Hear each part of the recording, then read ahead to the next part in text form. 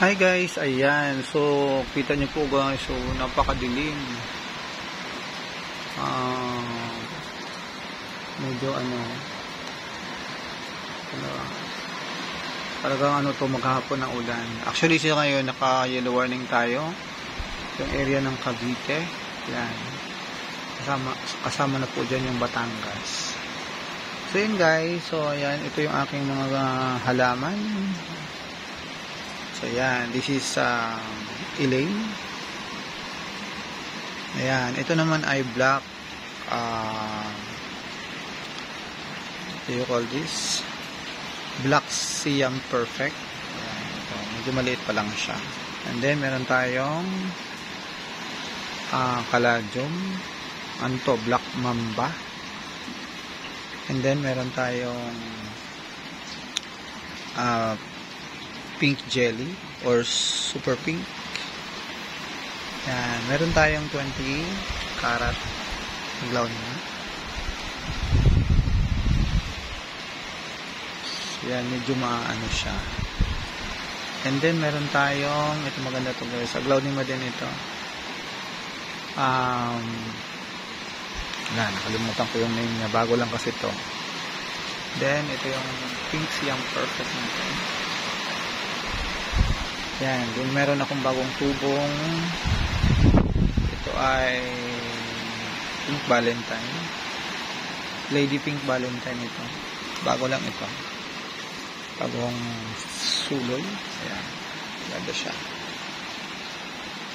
Ayan, medyo malakas po yung anggit. So, meron tayong White Legacy. And ito ay meron tayong tricolor. Ayan, medyo maganda na po ito. Stable na siya. Then, meron tayong Prince, ang tawag dito?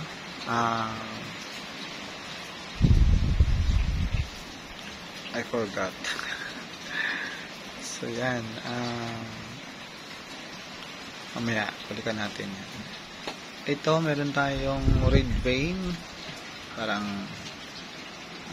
vein niya, yung parang mga ugat-ugat. Yan. So, ito ay tunggoy mo, laki na siya. Mabilis niya lumaki. Ito yung ating harlequin. Ayan. So, yan, maliliit pa itong iba. Meron tayong maubos dito guys, lahat ng aking nito. Karoon ng sakit. May mga kasi mga insekto. So, yan. Ito yung hanay natin na dwarf. San Siberia. And then, meron tayong Red Army. Saka meron na yung ito ay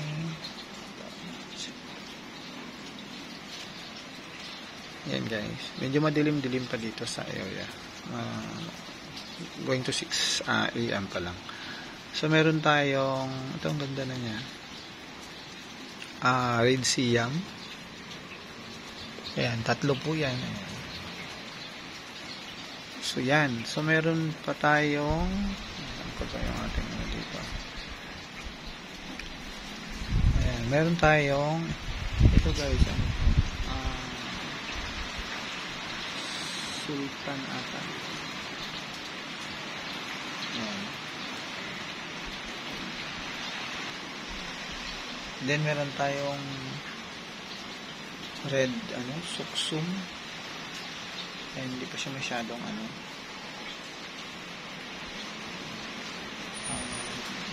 masyadong lang, pero ang taba niya. Ito guys ay white onyamani.